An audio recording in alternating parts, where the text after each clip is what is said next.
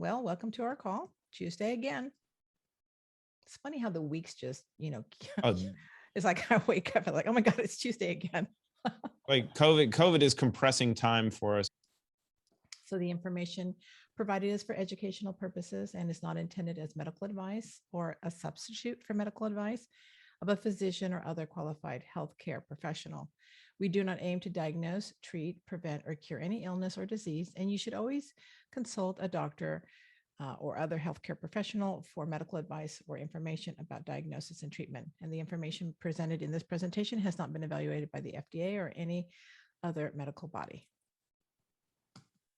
And everything we're doing is strictly for entertainment purposes.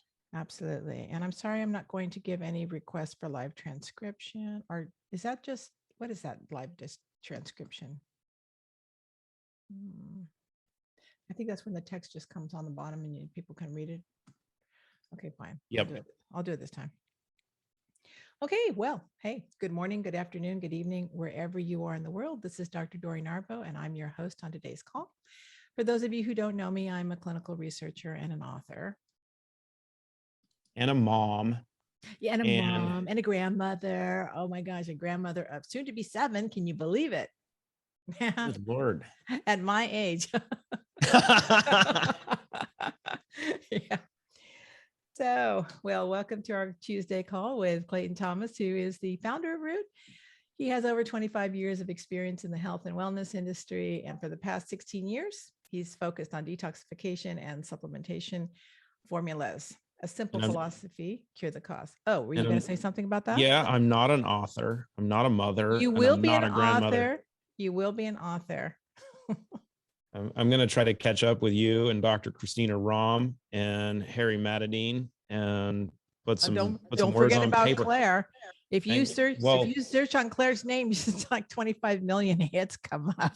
We actually have a couple books from Claire as well in the office that I'm reading along with Dr. Christina Rahm. So we have an amazing community of well-published individuals. We could add Dr. Stefan Rao in that and probably more.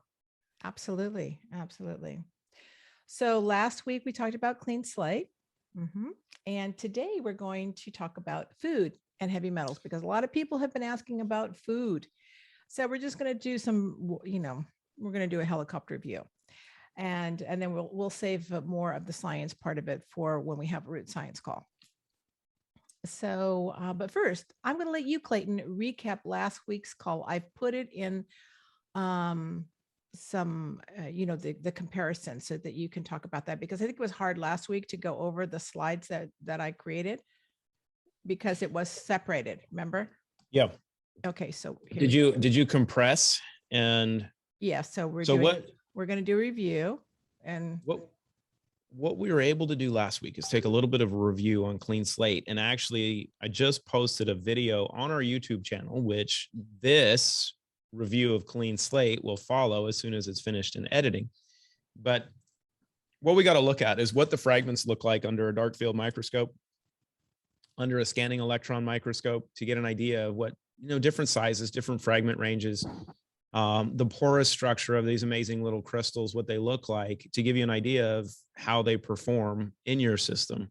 But then we also got a comparison of some different products and how clean slate actually is completely different than the rest of the market, and looking at size and size range and, the difference in claims of what you can claim to be a good size and really ideal fragment sizes. And what we know about clean slate and what we were looking at is that the sheer volume of fragments is more important than just size. But what you have in clean slate is something that is extremely broad in its fragment size range, because you don't want a narrow size range. You want variety, much like your diet. When you're looking at foods, you want a variety of foods. So, we hit on the look, we did some comparisons, and really, if you want more, you did them. Yeah. We can take a look at different products. Which neither of those is the little guys, but you can look at 3 different products. Product A and product B are a look at product A being clear TRS, which is a synthetic aluminosilicate. And when you look at the fragments on the top left, 500 nanometer range, those structures look completely different than what you see from the Zoe Global product on the top right to the Touchstone product on the bottom, where the fragments are much different in structural look, because one is a synthetic aluminosilicate that's never been approved for human consumption, and the other ones are natural crystals. But what's important as we look to probably the next slide is, go forward one more, because that's not a very good look. This one. This is the same perspective, but you can look at the sheer volume of fragments. But what is so amazing is on the left slide, when you look at the 1 micron, when we talk about the polarization that we do to make clean slate, which naturally this crystal has its own polarity. It is negatively charged. But one of the things Christina does in this amazing little process she's created that's never been done before is, after creating these clinoptilolite fragments that are broken apart to create this bioavailable silica, adding the trace minerals, adding the vitamin C, but then we polarize it. So we actually enhance the natural negative charge. So what's really, really unique with the image on the left is you can see a much larger fragment, because we were talking about the breadth, right? Having a broad range of fragment sizes, that you have one big fragment that is so strong in its polarity that it actually pushes the other fragments away from it. Much like two magnets, if you have, two wall magnets or two rare earth magnets, if they're both negatively charged and you try to push them together, they will repel one another because they're both the same charge. So you get to see some of that imagery, which is amazing.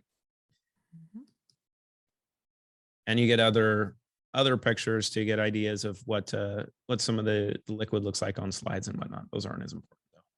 We can skip through those. Let's get to the fun stuff. Oh, but before we do that, we can hit on this real quick. And this is one important thing that we talked about, because when people talk about clean slate, they want to know, oh, is this a clinoptilolite product? Because if you're in Europe and soon in the United States, you won't see clinoptilolite on the label. And that's for a strategic reason.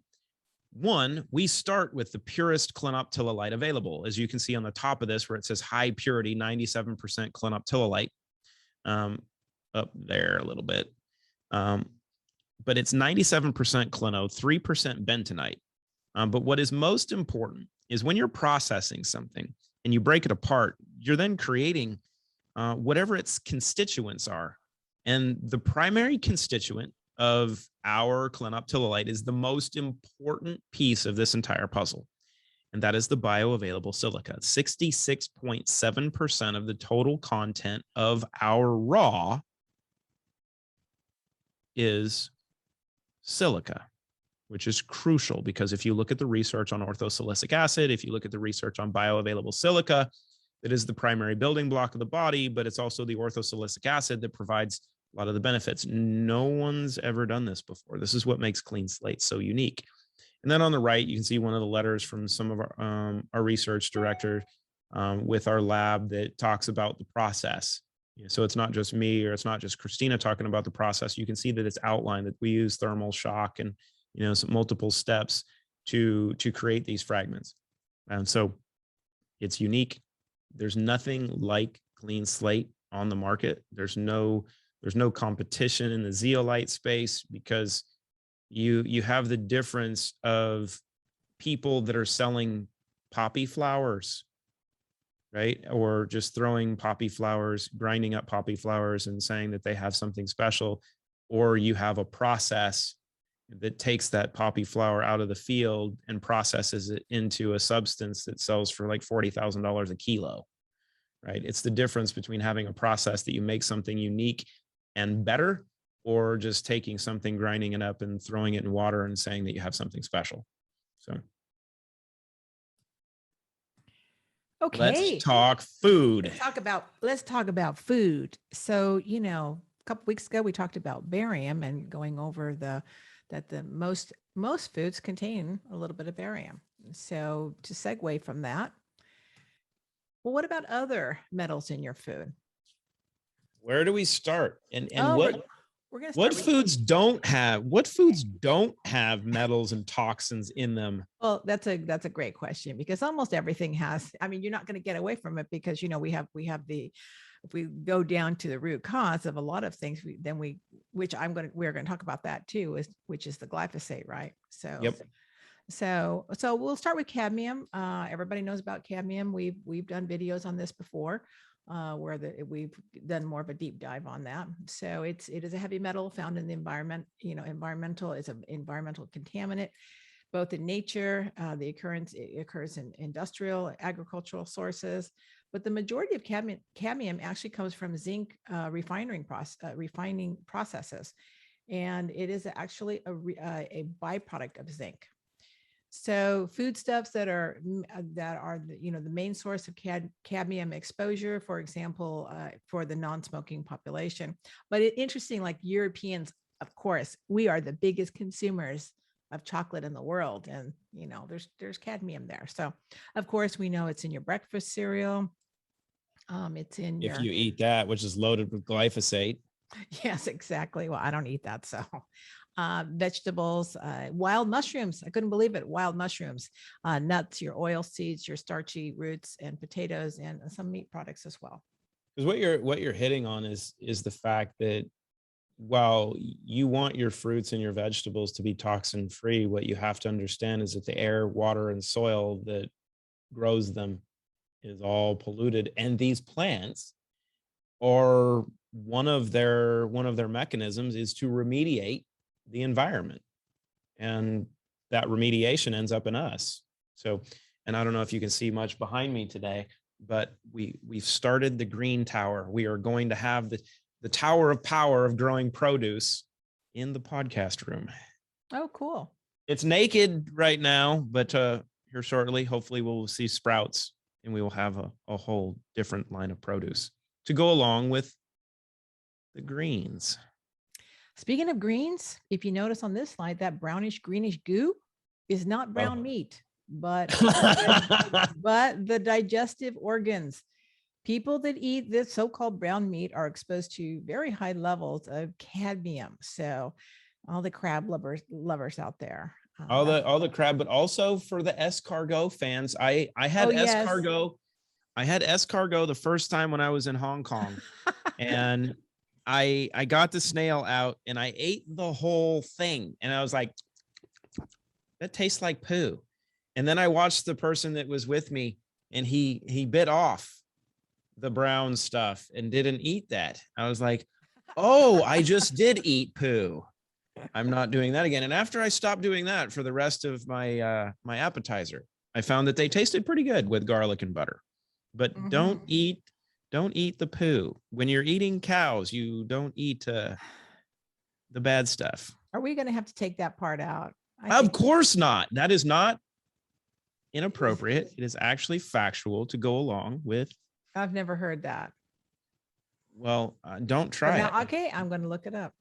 I'm going to tell you right now, when you take out the snail in escargot, don't eat the brown stuff. At the end, you don't want it. It's okay. I'll pass. Hard pass on that. Okay, so, and also let me see, and bivalve mollusks contain lots of cadmium as well, which is kind of sad because we, like here in Norway, I mean, they eat a lot of that here.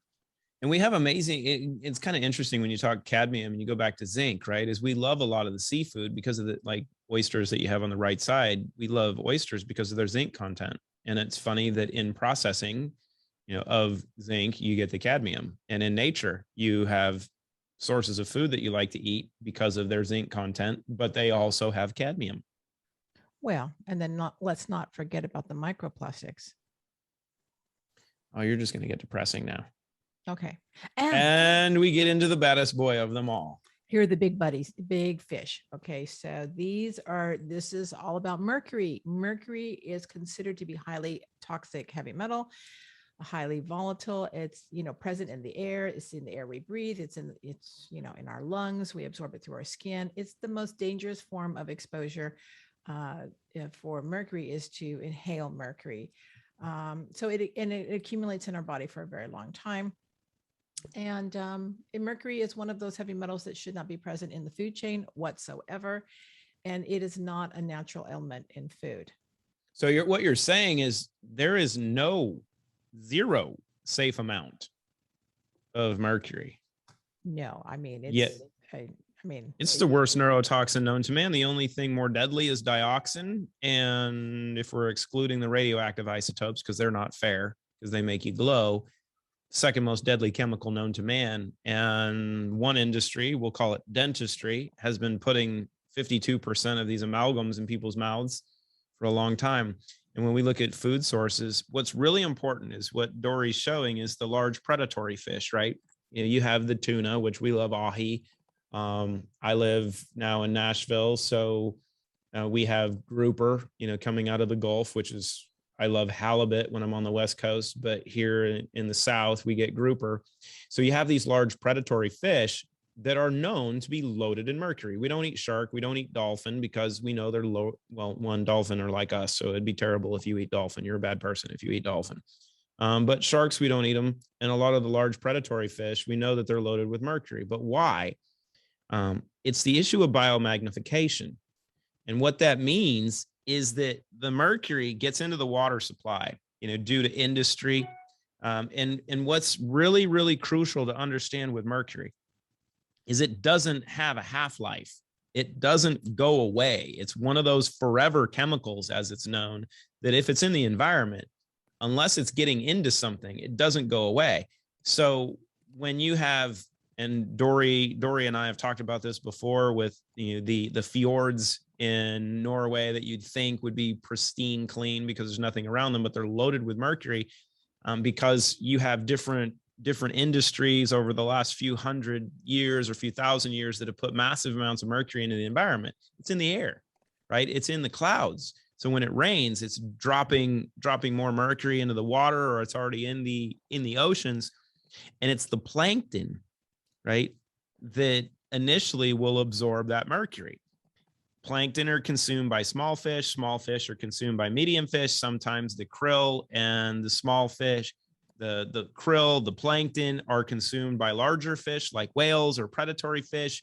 But as those fish increase in size in their sources, and they become greater bits of prey for the large predatory fish, the concentration of that mercury builds up in those fish, and it builds up over time, because you have to remember, they're not just being exposed to one fish. And it's the same thing in our diet and the magnification and biomagnification issues that we have in the human body.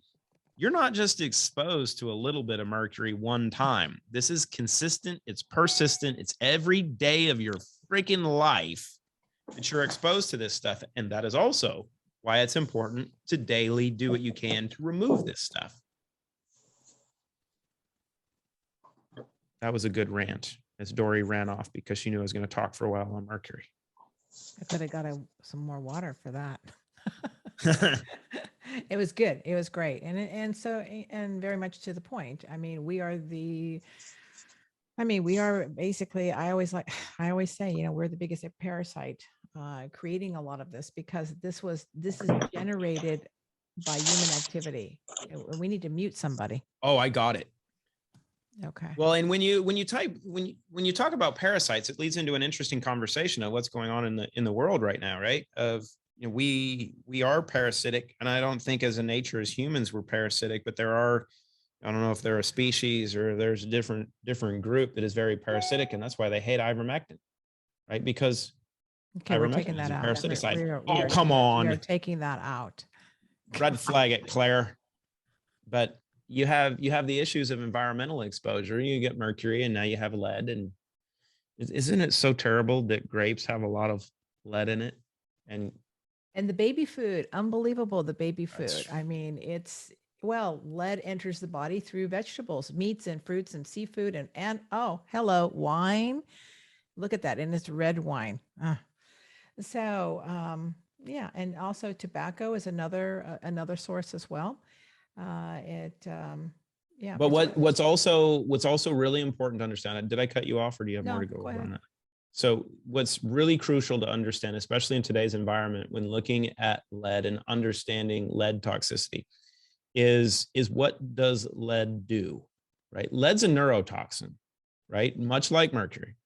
Lead's also hormone mimetic, and lead also is stored in bone. It's lead and mercury that actually lead to women becoming menopausal, which there's a great piece on the YouTube channel done by Dr. Dorian Arbo on that. But lead is really interesting in its behavior, right? Because there's conversations here in the United States about identifying that some races aren't as smart as others, and they should be taken care of. And there's been some really interesting studies published over the last couple months that in some school districts in the United States, I'll use one of the most prevalent, which was a study done in Baltimore, Maryland, on, I forgot, I think it was the middle school kids, that 41% of the school had a 1.0 GPA.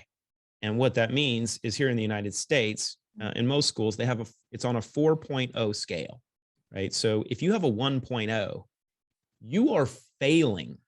You're not really participating or paying attention in that.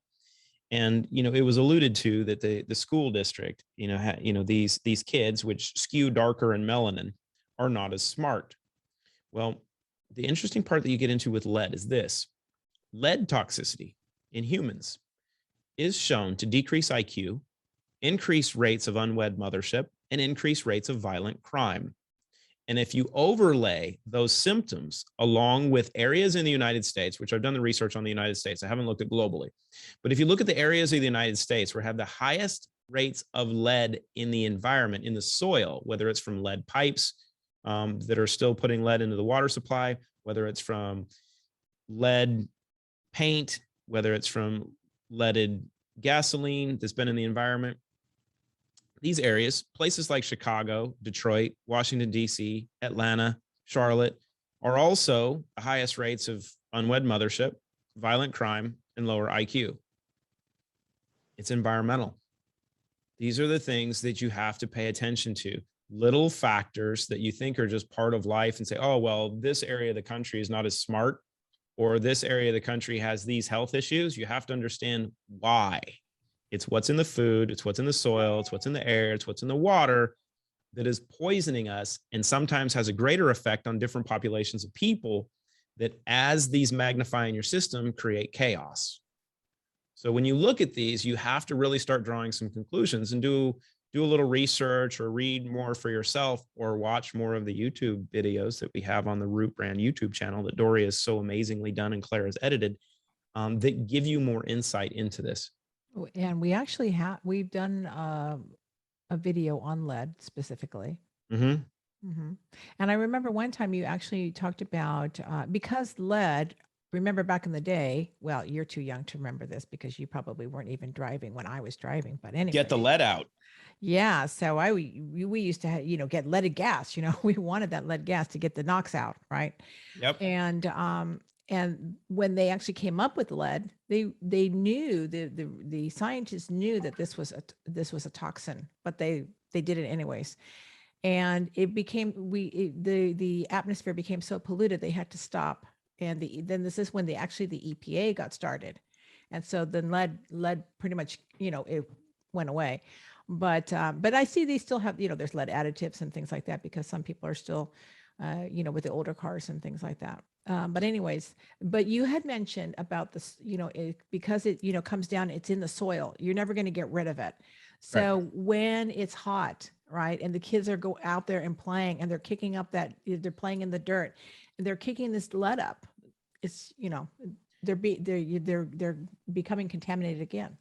And that was actually part of one of the studies I was reading, and I was able to get in touch with the researcher that did the studies on it. And that's what we were talking about, is you want your kids to go play outside, right? It's crucial. We want them to be exposed to the environment so their immune system improves. But during summertime, you see increases in health issues because the kids are outside, they're kicking up dirt, they're playing in the dirt, hopefully. But the metals, the toxins that are also in that dust, they're inhaling, which is being sequestered in their system to cause some processes that are disrupted now, but will cause greater issues over time. There's another interesting factor that I discovered about lead in the so-called third world countries is that in Africa they have lead roofs. And Really? yeah, I remember. And when the kids when it used to rain, they used to drink the water coming off the lead roofs. Yeah. So you got, Was that when you were in Uganda, when you were living there? yeah, and I actually had a client who was from Uganda, and couldn't understand why he had such a heavy load of lead in his system. And then I said, well, what have you been doing? Ah, he said, you know, I suddenly remembered something. We used to, the lead roofs, and we used to drink the rain off the lead roofs, thinking it would be fresh and clean. Another story. So very toxic liver. It's the hard part anymore is like when it rains outside, you want your kids to go play in the rain, but then you think, yeah, actually, I don't know if I want to do that because it's so toxic. It's like with Dory's like, I'm not going there. We've done that already. So copper is a mineral of great importance for human development. But in high doses, it's considered a heavy metal, provokes severe health disorders such as anemia, stomach problems, and harms the kidney and the liver. And it's very prevalent in our home, in our pipes, cookware, which passes into the water, cooked foods. And copper is massively used in industry, which is why exposure to copper is becoming much higher than normal. And when you drink tea, if tea is consumed in excess, like it is in some countries, if copper is not included in the diet, a person could suffer from copper deficiency, and which can also cause extreme fatigue. So I didn't know Hold on. fatigue. So, I didn't know that so you're about. saying if you're drinking tea and you don't have enough copper, it can cause fatigue? I'm saying that if you're drinking lots of tea, if copper is not included in the diet, I think the tea is leaching the copper. So if copper is not included in the diet, then you could suffer from deficiency. So, hey, chromium. So chromium is a heavy metal whose principal means of absorption is contact with skin. And overexposure to chromium can also occur through diet and breathing, though much less frequently. So there's two types. So chromium 6, which is hexavalent chromium, can alter genetic material of your cells and cause cancer. And then we have chromium 3. This is trivalent chromium. This chromium is an essential element for human life in small quantities. So in fact, chromium deficiencies can lead to metabolic disorders, heart problems, diabetes. And then of course, there's a whole another list there, but if the concentrations are too high, it can also cause severe liver problems, kidney problems, problems with tissue, circulatory problems, and also skin irritations and ulcers. So the greatest concentration of chromium is found in water and plant-based foods. So plant-based foods. Yeah, plant-based foods. So would that make watercress the most chromium loaded because it has water and it's a food? It's a plant-based food. So here's something that's interesting on chromium though, and you hit on Chrom 6, right? That it's toxic. And if you remember the movie Aaron Brockovich, or if you know who Aaron Brockovich is, and you know about Hinckley, California, and what PG&E did, is you look at the environmental exposure of different pollutants and chemicals and toxins and the damage that they have, and you look at corporate responsibility and how companies have poisoned thousands and thousands of people, and really in many instances just left them to die. When I was watching that initially, I started to do some research into clinoptilolite and will clino bind Chrom 6, right? And what's interesting with chromium 6 is it's also negatively charged, right? It's not positively charged like most heavy metals, which leads to an issue, right? If you have a negatively charged crystal like clinoptilolite is, and you have a positively charged heavy metal, then you're good. But if they're negative and negative, you don't have something that works. And what's interesting is in the United States, we have the issue of Hinckley, California, which is only one of many where Chrom 6 is put in the water supply to poison people. In Iran, they have an issue with hexavalent Chrom 6 in their water supply naturally. And this is years ago now. But there was an article that was published on structuring clinoptilolite, that they were loading clinoptilolite with different ions to actually cause a positive charge on the outside of it. So then the cage structure was actually able to bind hexavalent chromium. So when you look at what Christina's done with Clean Slate, by adding some of the trace minerals and by freeing up the bioavailable silica and adding the sodium, which is one of the key little components, sodium is positively charged, that you actually have a combination of negative and positively charged binding sites on this amazing little cage structure. So in instances of toxicity from a Chrome 6 issue, it's likely that you have a mechanism that is effective in removing that, as well as the rest of the bad guys that are all positively charged. So but that's in the new formulation. That is in the new one. That is what Clean Slate is now. Well, moving on to nickel. Nickel is a metal necessary for life and is essential for the formation of red blood cells. And nickel can become extremely toxic when inhaled, ingested, or absorbed in excess. It affects your lungs, your larynx, your nose, and also can compromise the prostate and the heart. It's a metal that is used in steel alloys, also present in very low amounts in the environment and in the food chain. And nickel poisoning or contamination would require a very high consumption of this element. So such poisoning tends to occur when foods are grown in highly contaminated soils, and which accounts for large amounts of heavy metals that pass through the food chain. So approximately, this is interesting. So approximately 8 to 19% of the European population has a nickel allergy. Did you know that not only a nickel, like for you ladies out there, if you have to go have an IUD, they're not going to tell you that on the tip of the IUD, they actually have very trace amounts of nickel. But if you're allergic to nickel and you wonder why you're breaking out, you have severe acne, you need to think about, what you just put in your body, like nickel and your IUDs for sure. I know we're talking about food, but I just wanted to bring that up because a lot of people don't know about that. Okay. So anyways, nickel is found in your flours and your grains, your buckwheat, your whole wheat, your wheat germ, your seeds, all kinds of seeds, your sunflower seeds, your sesame seeds, alfalfa seeds, seafood, it's also found in seafood, your shellfish, of course, including shrimp, and your mussels and your crawfish, contains actually high amounts of nickel. But what about legumes, right? Legumes are very high in nickel. Like, for example, your favorite chickpeas. The chickpeas and garbanzo beans. That's that right. Everybody thinks are great for you. Oh, the little silent ninjas that are poisoning you daily in your hummus. And lentils and peanuts. Can you say peanuts again? I'm not saying soybeans and other vegetables such as your leeks, your cabbage, your kale, your spinach, your lettuce, and your sprouts. And of course, we have some foods such as your figs, your pineapples, your prunes. If you have an allergy, it's likely that it's to those. It's probably because of nickel.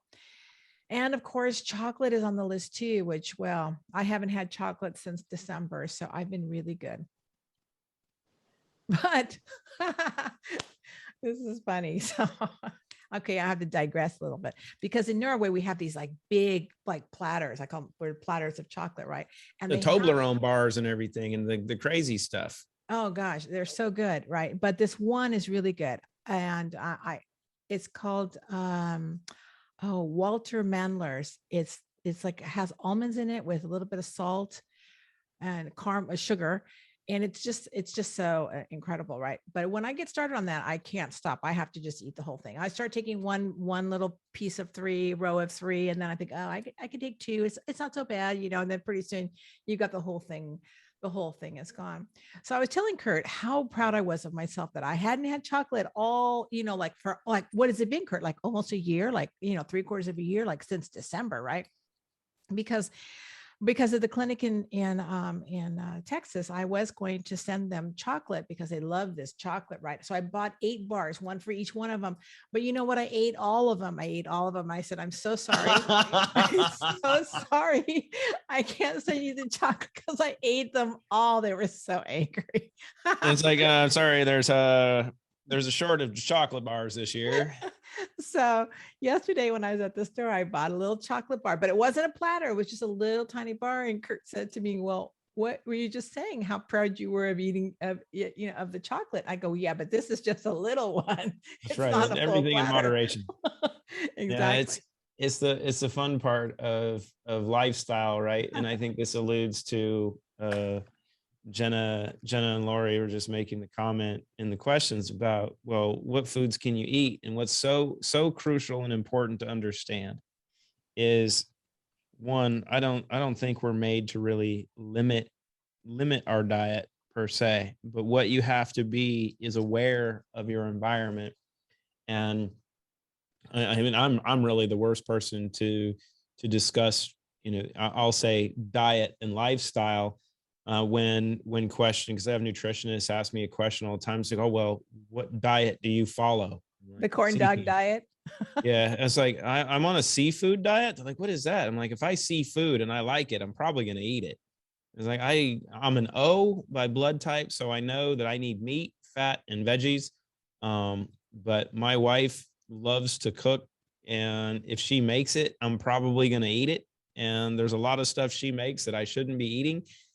And what's most important is you're going to do everything you can to be as healthy as you choose to be. And even through that, you're going to have exposure to your environment. What people don't take into account is people want to look at what they're eating and what they're drinking and saying, oh, well, I'm going to do such a great job of limiting my exposure to toxins by what I eat and what I drink.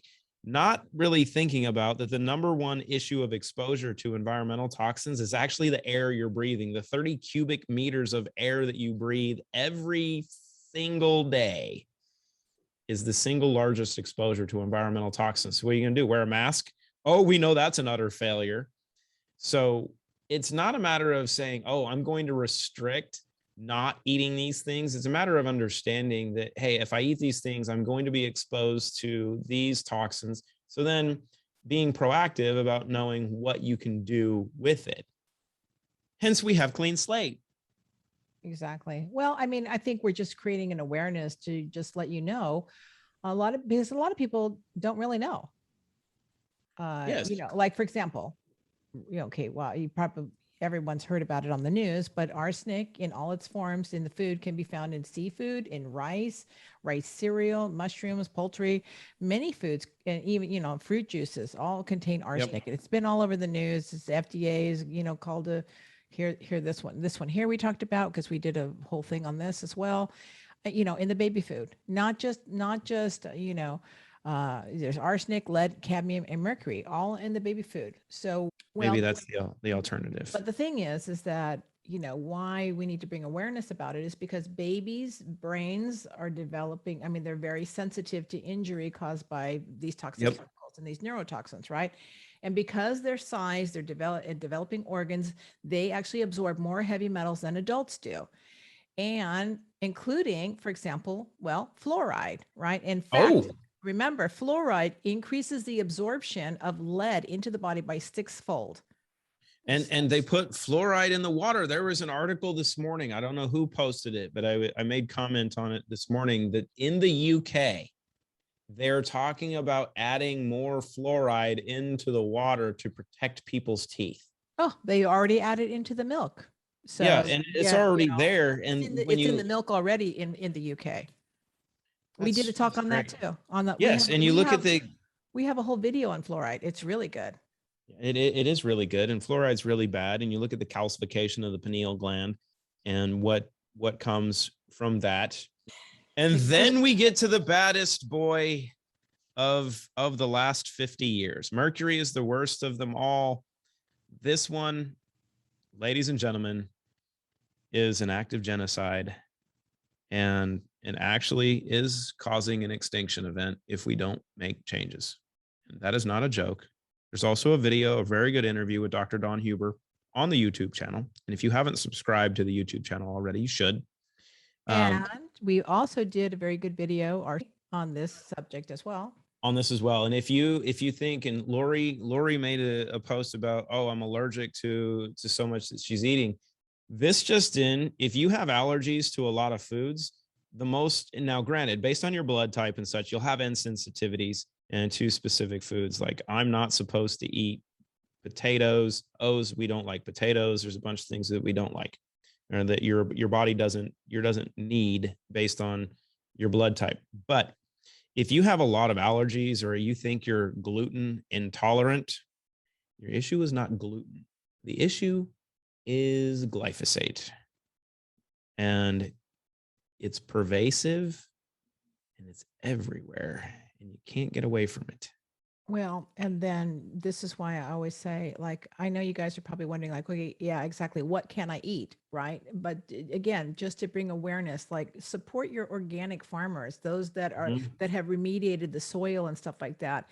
We need to be buying, local produce from them to help support them. And it's, it's cleaner. So it is cleaner, but unfortunately, even if you think you're getting organic food, and this is going to be the test of us putting our little wall of green behind us, because we're going to have cilantro, which I absolutely love, and different types of lettuce, and some cherry tomatoes and a bunch of things that, and you can watch this in the interview with Dr. Don Huber. And I know that Dory and I went over this. And in the United States, in 1974, glyphosate was introduced globally.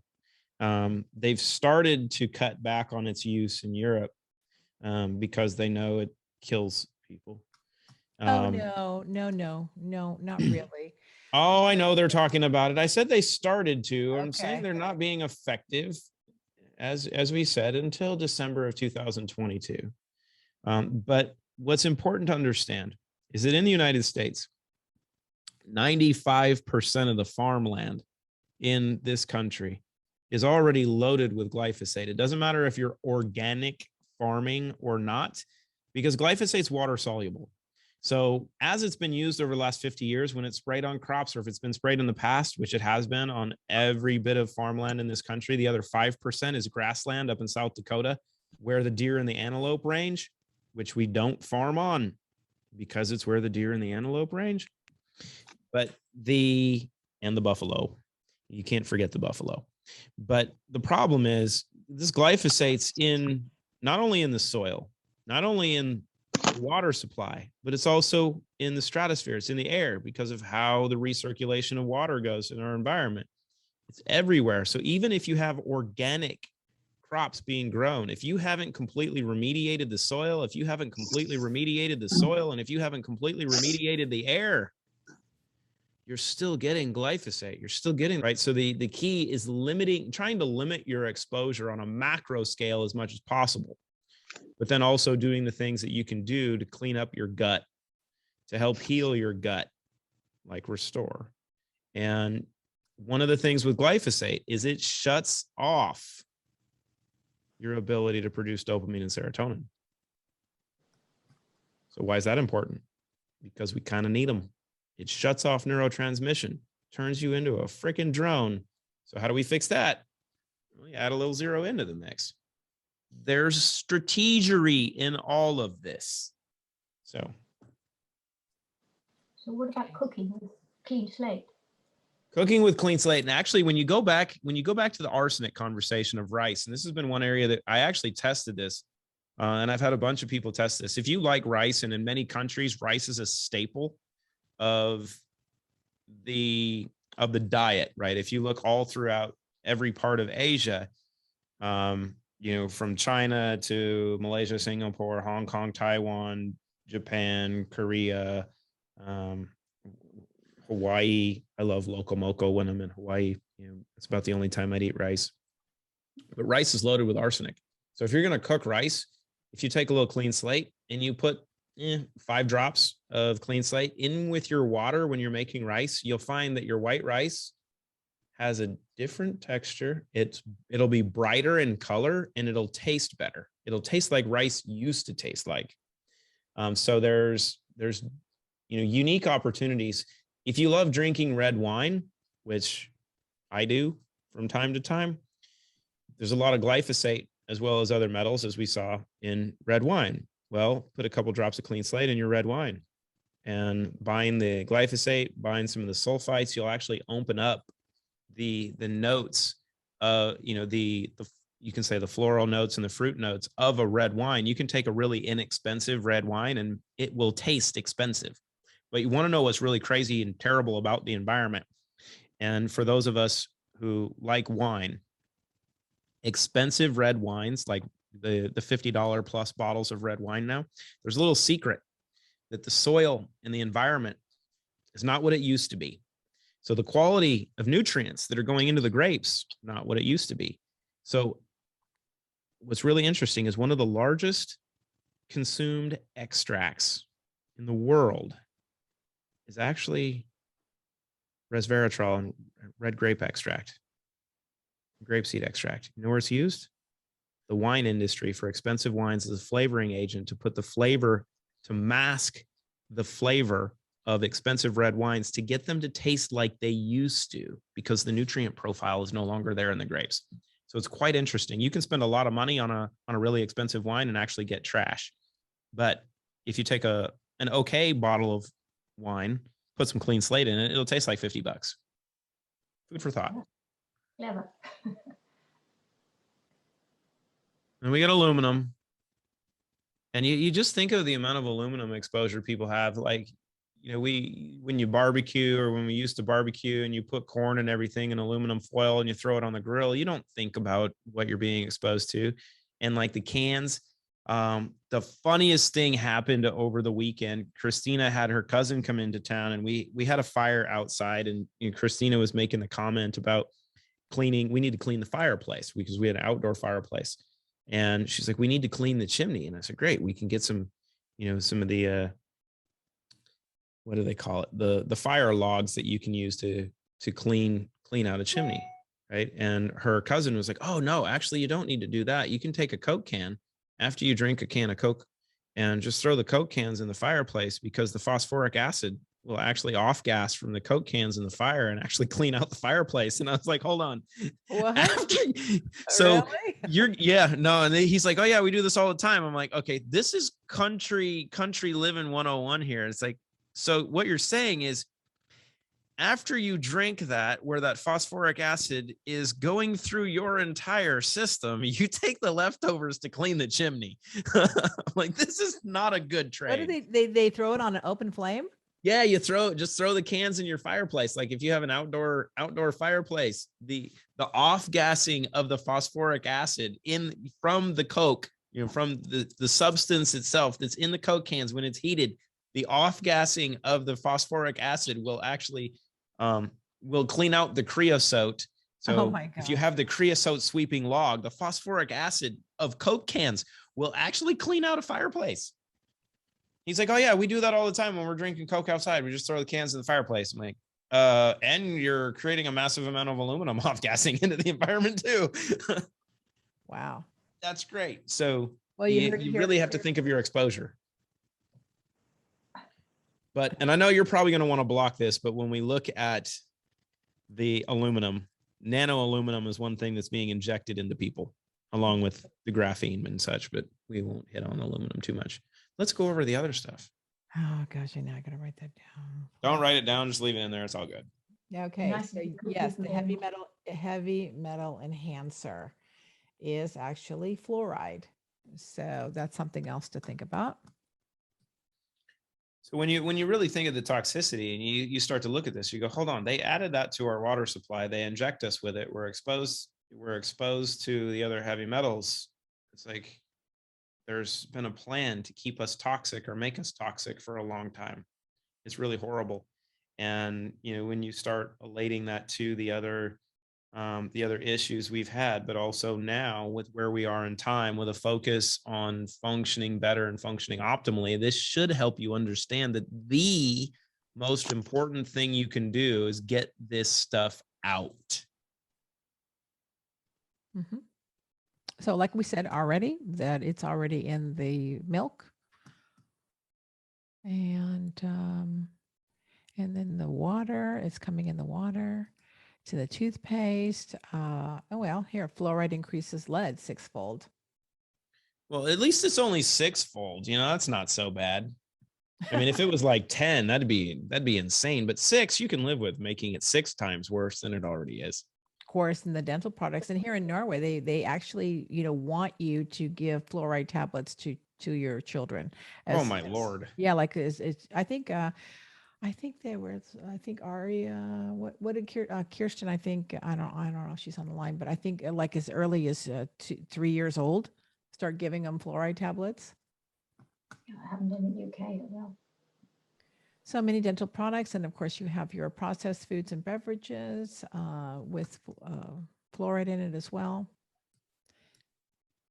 And that doesn't count the water that you're using to make the yeah, the point is that fluoride is a heavy metal enhancer. So, what doesn't contain fluoride? Basically, there's no such thing as a truly pristine nature anymore. So happy Tuesday, everyone. Okay. Good night, everyone. Good night. Bye-bye.